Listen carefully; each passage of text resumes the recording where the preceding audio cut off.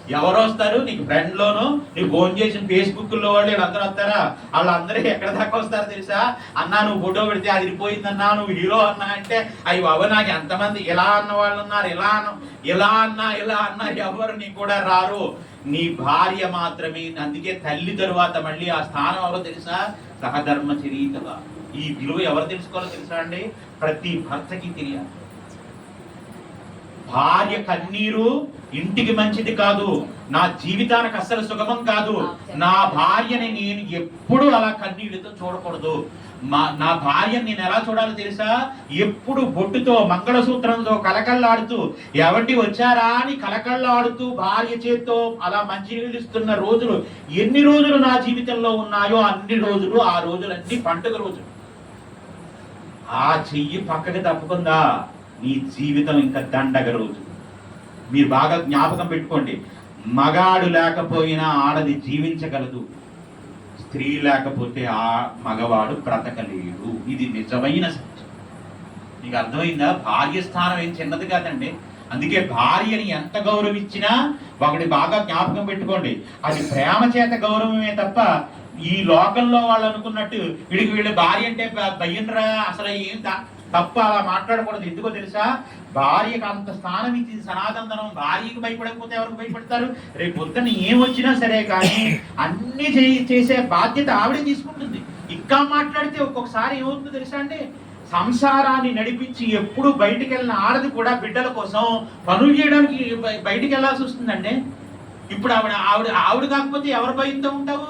ఖచ్చితంగా చెప్తున్నాను. అందుకే నేను ఏమంటున్నాను తెలుసా? పెళ్ళం చెప్తే వినాలని ఎవరు తీశాడో వాడు కూడా నాలా ఆలోచించే జ్ఞానం ఉంటేనే తీయగలుగుతాడనమాట. అలాంటి అది పేరు నాకు కొంచెం కటువుగా ఉందేమో తప్ప అది నిజంగా నిజమే. కపట కొట్టడం సార్. అందుకని వచ్చే గురు పౌర్ణమికి మీరు ఇప్పుడు ఎలా వస్తారో ఒకళ్ళు రాకండి, ఇద్దరిని తీసుకురండి. అందుకని కోరుకుంటూ సరే ఇంక మనం ఓంకారంతో చేశాం కాబట్టి అమ్మ మంత్రాన్ని ఒకసారి నేను చెప్తాను, మీరు చెప్పేసి గురు పౌర్ణమి కార్యక్రమాన్ని మనం మొదలు. ఇంకేంటి దా పడని లలితాదేవి మాట ఏమ్మా?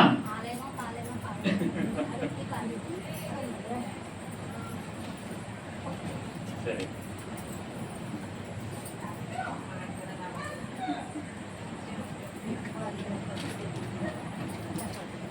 ఆదిపరాశక్తికి సర్వమంగళ మాంగళ్యే శివే సర్వార్థ సాధకే శరణ్యే త్రయంబికే గౌరీ నారాయణి నమోస్తుతే.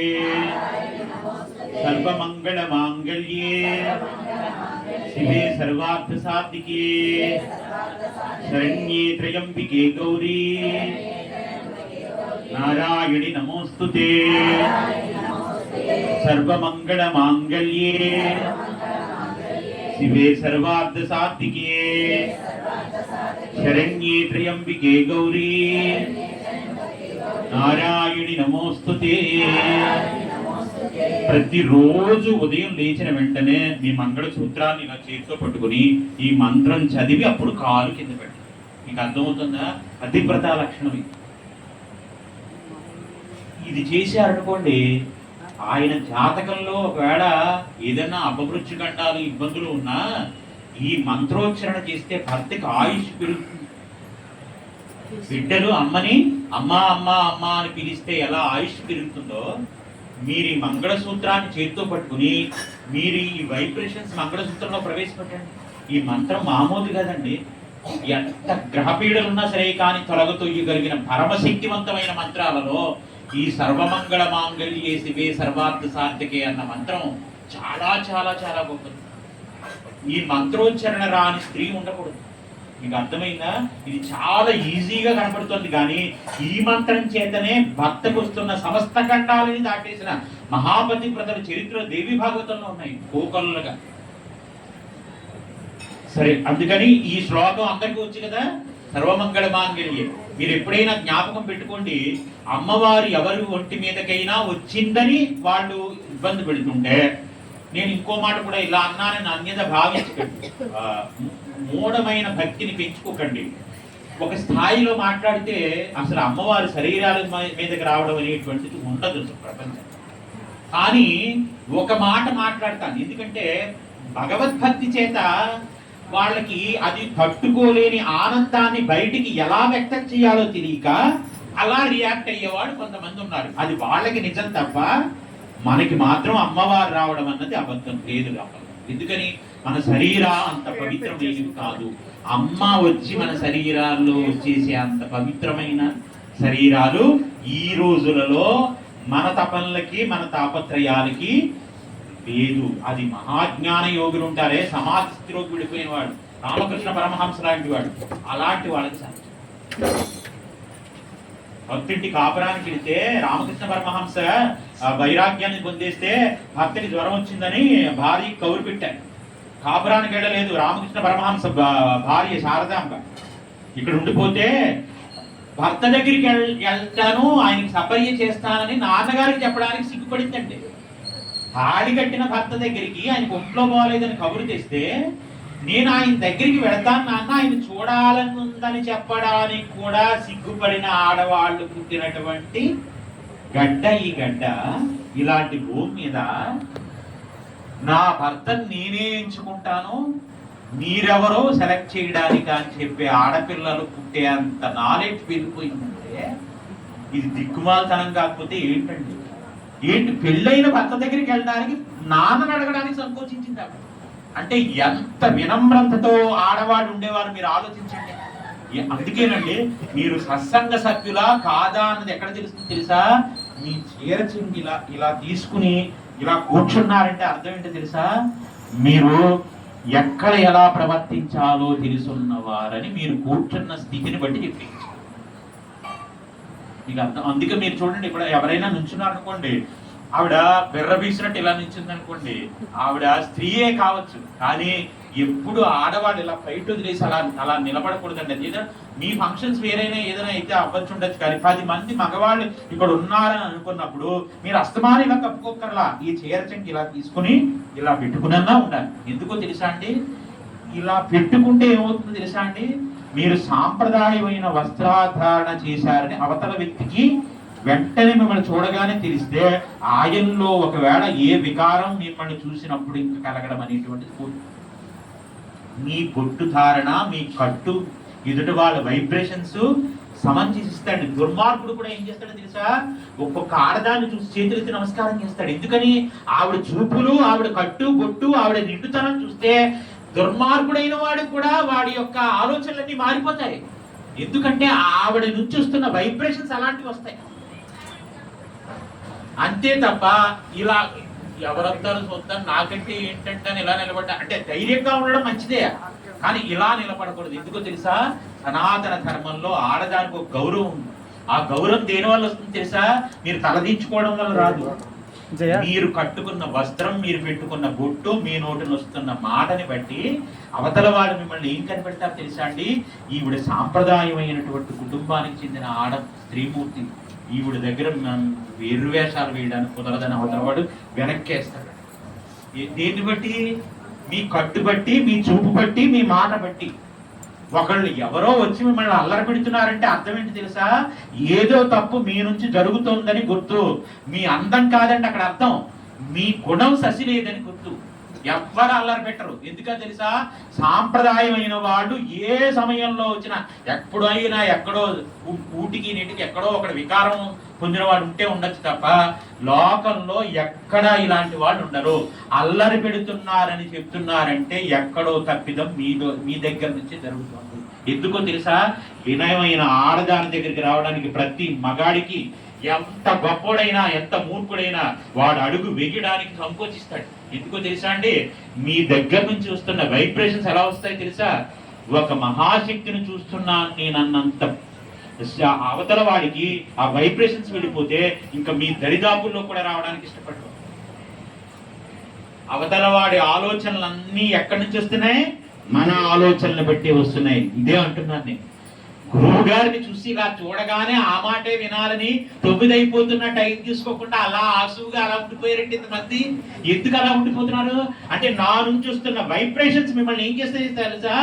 ఆకలి, దప్పిక, సమయము అన్ని పక్కన పెట్టేసి ప్రతి మాట మనం నిజమే కదా అని ఆలోచనలోకి వెళ్ళిపోయేటట్టుగా ఇక్కడ ఇంకా మీకు తిరుపతి వెళితే చూడండి ఇల్లు, సమయము అన్ని మర్చిపోయినట్టు గురువు నోటమ్మట వస్తున్న ప్రతి మాట మిమ్మల్ని అలా కట్టేస్తుంది. ఎందుకో తెలుసా? నా నుంచి అలాంటి పాజిటివ్ వైబ్రేషన్స్ మాత్రమే మీ దగ్గరికి వస్తాయి. మీరు ఆడవాళ్ళని కానీ, నేను మగవాడినని కానీ, నా ధ్యాసలో కానీ, నా ఊపిరిలో కానీ, నా ఆలోచనలో కానీ అస్సలు ఏ వికారం నాలో నుంచి బయటికి రా. ఎందుకో తెలుసా? నేను నా బిడ్డల్ని ఎదురుగుండా పెట్టుకుని పాఠం చెప్తున్నా మాస్టార్ని సుమా. నాకు ఎవరు కనపడతారో తెలుసా? కడుపును కంటే ఒకళ్ళో ఇద్దరు బిడ్డలు ఉండును. ఇవాళ 2 తెలుగు రాష్ట్రాలలో కొన్ని వేల మంది బిడ్డల్ని కలిగిన తండ్రి ఎవరో తెలుసా? చంద్రశేఖర స్వామి ఒక్కడే. మిగతా వాళ్ళకి ఎవరికి లేదు ఈ అదృష్టం. ఇన్ని వందల మందికి తండ్రిని అయిపోయాను, ఇన్ని వందల మందికి తల్లిని అయిపోయాను, ఇన్ని వందల మందికి గురువుని అయిపోయాను. దేనివల్ల? కేవలం నా నోటి మాట వల్ల. నా శిష్యుల్లో అందరూ బుద్ధిమంతులు ఉన్నారండి, కానీ నా దగ్గరకు వచ్చేసరికి ఏమవుతారు తెలుసా? భయం. ఎలాంటి భయం అంటే మగవాళ్ళు కూడా నా దగ్గరికి రావడానికి భయపడతారు. ఎందుకో తెలుసా? నా వైబ్రేషన్స్ అలాంటివి. ఏ దురాలోచనతో నా దగ్గరికి వస్తే మీరు నా దగ్గర కూడా రాలేరు. నేను ఎప్పుడు పాజిటివ్ వైబ్రేషన్సే ఇస్తాను కాబట్టి పాజిటివ్ ఉన్న వాళ్ళందరూ నా దగ్గరకు. ఇప్పుడు ఆ కుర్రాడు అక్కడ ఉన్నాడండి, అక్కడే ఉండొచ్చుగా, వెనకాల ఉండొచ్చు కదా, ఇక్కడికే ఎందుకు వచ్చుకుంటుంటాడో తెలుసా? వాడికి నా పాజిటివ్ వైబ్రేషన్స్ వాడి చిన్నప్పటి నుంచి వెళ్ళిపోతున్నాయి. ఎందుకని వాళ్ళ అమ్మ సత్సంగా చెప్పినారు. మరి వాడు కొత్తగా రావడం కాదు, వాడికి ఇంత ఉన్నప్పుడు కానించి వాడి వీడియో నేను పెడతాను, మీరు ఎక్కడేసుకుని నాకు శుభాకాంక్షలు చెప్తాడు. ఎప్పుడైనా ఆశ్చర్యపోతారు. మీరు అలాగే నడుస్తూ రండి గురువు గారు, మిమ్మల్ని అలాగే పువ్వులు వేస్తూ మేము తీసుకెళ్ళాలనుకుంటున్నాం గురువు. నాకు వాడికి పెళ్ళయిన తర్వాత వాళ్ళు ఆవిడ చూపించాలనిపిస్తుంది నాకు ఆ వీడియో. నాకు సరదా, అందుకే డిలీట్ చేయదు నేను. అంటే నేను ఎందుకు ఈ మాట చెప్తున్నాను తెలుసా? మీరు గురువు నుంచి ఎప్పుడు పాజిటివ్ పాజిటివ్ పాజిటివ్, మీ నుంచి గురువుకి ఎప్పుడు ఆ పాజిటివే ఇవ్వాలి, ఆ ఆలోచనతోనే ఉండాలి. ఆ మాట ఎప్పుడు గుర్తెరిగి గుండెల దగ్గర గురువు దగ్గర కూర్చున్నా, మనం కూర్చున్నది పరమేశ్వరుడి దగ్గర, మనం వింటున్నది పరమేశ్వరుని మాట, మనం చేస్తున్నది పరమేశ్వరుని సేవ. నేను గురువు గారు ఎవరో మామూలు మగవాడో లేకపోతే ఇంకో చంద్రశేఖర స్వామో అలా కాదు మేము నమస్కారం చేయటంలా. మా గురువు ఎవరో తెలుసా? సదాశివ సమారంభాం వ్యాస శంకర మధ్యమాం అస్మదాచార్య పర్యంతాం వందే గురు పరంపరాం. మా గురువు సదాశివుడు, మా గురువు వ్యాసుడు, మా గురువు సాక్షాత్ శంకరుడు. అందుకని ఆయన్నే మేము పూజ చేస్తున్నాము. మీరు పూజ చేస్తే ఇప్పుడు మానవ మాతృకి పూజ చేశారని మీరంటే మీ ఖాతాలో మీ వైబ్రేషన్స్ అంత గొప్ప స్థాయిలో ఉన్నాయి కాబట్టి మీరు కైలాస పర్వత స్థానువుల మీద కూర్చున్న పరమేశ్వరుడి పాదాలు ఇవాళ పాత్రలో పెట్టి కడుగుతున్నారన్న పుణ్యం మీ ఖాతాలోకి వచ్చుగాక. నేను ఆశీర్వచన భావం చేస్తున్నాను మీ అందరికీ. మీకు అలాంటి వైబ్రేషన్స్, అలాంటి పుణ్యాన్ని పరంధాముడు మీకు ఇస్తాడు. ఎందుకని? మీరు భావన చేత ఎదిగిపోయారు. ఏ స్థాయి గురువుది? ఇప్పుడు ఏ పవరో నువ్వు చెప్పగలవా? గురువులో ఉన్న పవర్ ఏంటో నీకుందా చెప్పే పవరు? ప్రేమంటే ఏమంటే చెప్పేసే మాటుంటే అసలు ఆ మాటకు తెలిసేనా ప్రేమంటే. ఎంత గొప్ప వైబ్రేషన్స్ చూడండి. ఇది సినిమా పాట అని మీరు అనుకుంటున్నారు, నేను ఎలా వింటున్నాను తెలుసా? సిరివెన్నెల సీతారామ శాస్త్రి అనే మహాముని తపస్సు చేత రాస్తున్న మాటని మాట. మామూలు వాళ్ళు రాయలేరండి ఈ పాట. ఏమంటున్నాడు తెలుసా? ఇప్పుడైనా ప్రేమంటే ఇది అంటూ చెప్పేసే ఒక మాట ఉంటే అసలు ఆ మాటకు తెలిసేనా ప్రేమంటే. అబ్బా, నాకు అనిపిస్తుంది ఇది సుప్రభాతం కంటే గొప్ప పాట. సినిమా పాట అని మీరు అనుకుంటున్నారు, కానీ ఆ ప్రేమ అంటే ఏంటో ఒక మాటలో చెప్పడం. అసలు ఆ మాటకి తెలుసా ప్రేమ అంటే ఏంటో చెప్పడానికి? అంటే తల్లి ప్రేమని, తండ్రి ప్రేమని, గురువు ప్రేమని ఎవ్వరు మాటలలో చెప్పలేరు. అలాగే గురువు శక్తిని, గురువు ఈ జ్ఞానాన్ని, మా గురువు గారు ఈ జ్ఞానం పంచి. ఇప్పుడు మీరు ఇక్కడ 1.5 గంటల సేపు నుంచి వింటున్నారండి. ఇంటికి వెళ్ళి నేను చెప్పింది ఒక 10 మాటలు చెప్పండి. అసలు ఏం చెప్పారు గురువు గారండి అని చెప్పండి. ఒక్క మాట మీకు జ్ఞాపకం రాదు. ఎందుకో తెలుసా?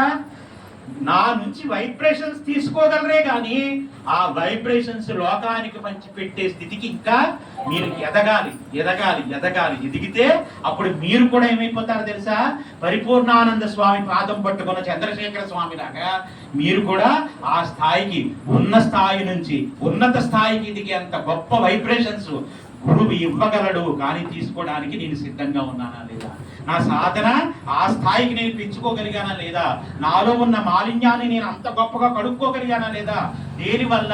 అందుకే నేను చెప్తున్నాను, సత్సంగం అంటే పాటలు పాడడం మాత్రం కాదు, సత్సంగం అంటే కేవలం ఏదో భజన చేసుకుని వెళ్ళడం కాదు, సత్సంగం అంటే ప్రసాదాలు పంచిపెట్టడం కాదు. సత్సంగం అంటే ఏంటో తెలుసా, గురువు చెప్తున్న మాటని గుండెల్లో గుర్తిరిగి ఆ మాటను తరచి తరచి తరచి తరచి మనసుకు అందిస్తూ ఆ మనస్సు అనేటువంటి ఆ పుష్పాన్ని భగవంతుడికి సమర్పణ చేయగలిగినటువంటి నిజమైన సాధన ఎక్కడ జరుగుతుందో అదే నిజమైన సత్సంగం సుమా. ఆ గురువు ఎక్కడున్నాడో, ఆయన ఎక్కడుంటే అక్కడ అది సత్సంగమే. ఆ రోజు గురువారమా శుక్రవారమా దాంతో సంబంధం లేదు. ఇవాళ ఎంత అదృష్టం మీకంటే గురువారం రోజున గురు పౌర్ణమి అస్తమానం రా. నిజామాబాద్ వాళ్ళు మిస్ అయిన అదృష్టం ఇవాళ నా శిష్యులందరూ పొందుతున్నారు. ఇంకెంతకంటే నాకు ఆస్తి ఏం కావాలండి. నేను అందుకే చెప్తున్నాను, మీరేం ఇస్తారని నేను ఇక్కడికి రాలా. నేను ఏ జ్ఞానాన్ని మీకు పంచానో ఆ జ్ఞానం వచ్చే సంవత్సరం దాకా సాధనతో మీరు గుండెల్లో పెట్టుకుని, నేను పుస్తకం మాత్రమే కూడా లేదండి, మీ మస్తకంలో కూడా చాలా విషయాల్ని ఎక్కించానని నేను అనుకుంటున్నాను. అది ఇందులో పెట్టుకుని సాధన చేత మనస్సుకి ధరిచి వచ్చే పౌర్ణం వరకు మీరు ఆయురారోగ్యాలతో, పిల్లా పాపలతో, సుఖ సంతోషాలతో, ఇంకా రాలేని వాళ్ళు కూడా ఎవరున్నారో అవకాశం కుదరక ధ్యాస అక్కడ ఉన్నా, మనుషులు అక్కడున్నా, మనస్సు మాత్రం గురువు గారి దగ్గర, గురువు గారి పాదాల దగ్గరే ఉంటుంది. కాబట్టి వారికి కూడా ఎక్కడ ఉన్నా గురువు ప్రతిరోజు సంకల్పించేది, నాకు బిడ్డల్లాంటి శిష్యులు ఎప్పుడు సుఖ సంతోషాలతో వర్ధిల్లును గాక అని సంకల్పం చేస్తూ, ఇక నేను పాట తర్వాత పాడతాను. ఇంకా ఈ చాలా సమయం అయిపోయింది కాబట్టి ఇంకా అమ్మవారి యొక్క నమస్కారం చేస్తూ ఇక్కడ గురు పూజోత్సవం వారికి ప్రారంభం చేసేస్తారు. ఇవాళ చాలా సమయం అయిపోయింది, నా నుంచి అయ్యేసరికి పాపం దూరం నుంచి వచ్చారు కాబట్టి మీరు ఇది అన్ని వైబ్రేషన్స్ తీసుకోండి అమ్మా. మీ ద్వారా మీరు సాధనలో మీరు ధ్యానం చేస్తూ ప్రతి ఒక్కళ్ళు నేను ఒక్కటే చెప్తాను, ఆదివారం రోజున మీ ఇంట్లో ఎట్టి పరిస్థితుల్లోని మాంసాహారం ఎవరిని తిననివ్వకండి. ఎందుకంటే ఆరోగ్యాలు అంతంత మాత్రంగానే ఉన్నాయి. ఎవరు పూర్ణమైన ఆరోగ్యంతో ఉన్నవాళ్ళు లేరు, వయసుతో నిమిత్తం లేదు. కాబట్టి ఆదిదేవుడైనటువంటి సూర్యనారాయణమూర్తిని ఆరాధించడం ఇప్పుడు ఈ కాలానికి చాలా కంపల్సరీ, అందరి ఇంట్లో కూడా చెయ్యాలి.